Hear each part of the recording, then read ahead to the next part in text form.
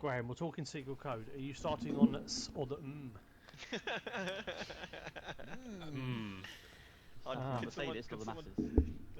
Mm. Anyone got the enigma Shocking code? code indeed. Anyways, welcome back to another League Races Time. We're back with FTRL for week number 9, the last regular week of GT1 Season 21. At the Nordschleife in the Group 2 cars, I have to say, I loved this track with this car. You fly by. We're not going to show a full lap. I might upload a soft one I did in a practice. I think it was like a 6.0, a 6.02, excuse me, or a 6.0, 6.01, one of the two. Anyway, this session is interesting because we set the lobby up, and then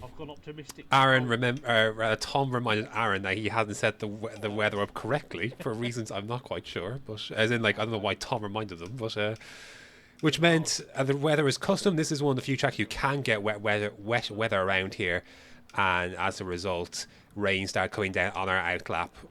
We got caught behind Biggles at this first part of the lap. We kind of lost some time here, but there is rain, so I was disappointed by the rain because I was actually confident that I could do a good lap here in the dry, but because with the weather, you're kind of tiptoeing way around. You're only getting a one lap flyer in.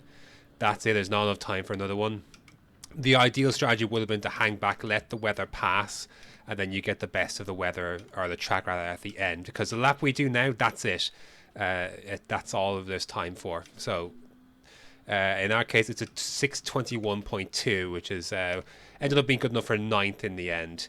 But we were one of the first ones across the line there. But disappointing because I know the pace is good, and this is a difficult track, but we know it's going to rain for the first part of this race, and then it's going to pass. So it is just kind of surviving that bit, making sure you don't get too caught up in incidents, etc. That easier said than done around this track. Anyways, let's give it a go. Look at this shit. Before they fucking start, we're behind the fucking corners. That's fantastic stuff. Fuck's sake.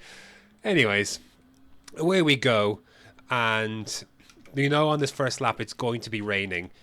Like 3 minutes or so into it, so it's just surviving until then. But I felt confident once I can get into my own space, I would be fine. But it's just getting to that space and getting past other cars is the issue.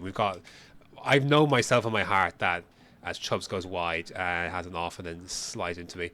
I know in my heart that I am much quicker than 9th place here today. I've had a difficult season, but I know my pace is good here. I think top 7, top 6. So it is just a matter of kind of negotiating the traffic and seeing how we get on.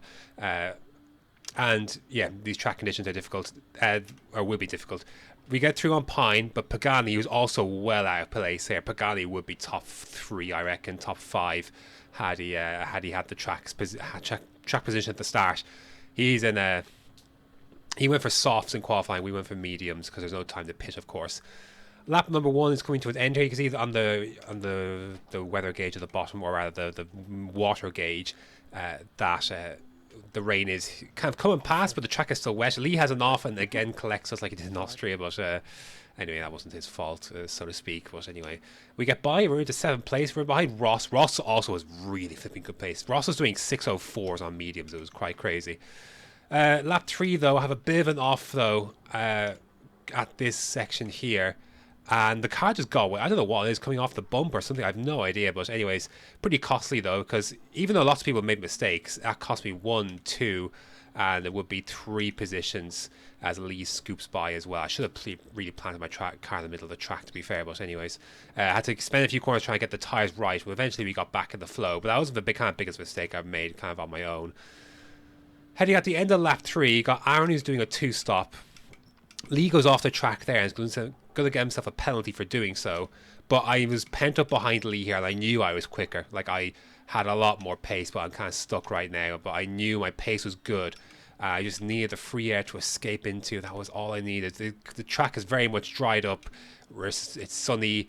The track is back to its best. We can get the most out of it now, but we need to get by Lee to do so. And I thought, have the chance, I'll get by. He won't fight it with a penalty. But anyways, mid-par of lap 4 here, and coming down this braking zone here, Lee goes very deep. I get a much better exit. There's a space at the left-hand side. I'm going to go down the inside. I thought he would give up the position. He turns in. There's contact. He goes into the barrier. I immediately thought, oh shit, that's my fault. I started to slow down, but once I saw he was facing the wrong way, I apologized immediately right there, as you hear. But I just had to keep going. I just had to keep going. With the stakes at play here, we have to outscore WRT. We have to outscore Rebellion as well if we can. Looking at a replay of this incident, I actually thought until I saw the replay, I actually thought I was at fault. But having looked at this again, I actually think right here, Lee could have probably given a little bit more space, and he kind of turns in. My line doesn't change. I'm going to take it in slow motion here. My line doesn't change, but I don't think he expected to be there, or I thought he would back out with his penalty, but he definitely comes across there, you could see, and kind of causes the incident. There was enough room for us to go through here, I think. I think we'd both have do-overs, I think, if we looked at this again, but yeah, having looked at this replay, I actually feel less guilty than I did at the time of watching it. You can see as well as Charlotte the telemetry. I don't stop turning left. But I was kind of set in my way there. So yeah, but that was tough. I did initially stop, but then once I saw he was around, I had to keep going. And anyways, but yeah, we did lose a significant amount of time as a result of waiting as well for that. But obviously Lee lost a lot more time with that. Anyways, pitching then lap number 4. We had to outscore WRT. Rebellion are with Chubbs and Beagles are well at the back, but they had such a good GT2 result that rather Homer won the GT2 race, so they're in good shape.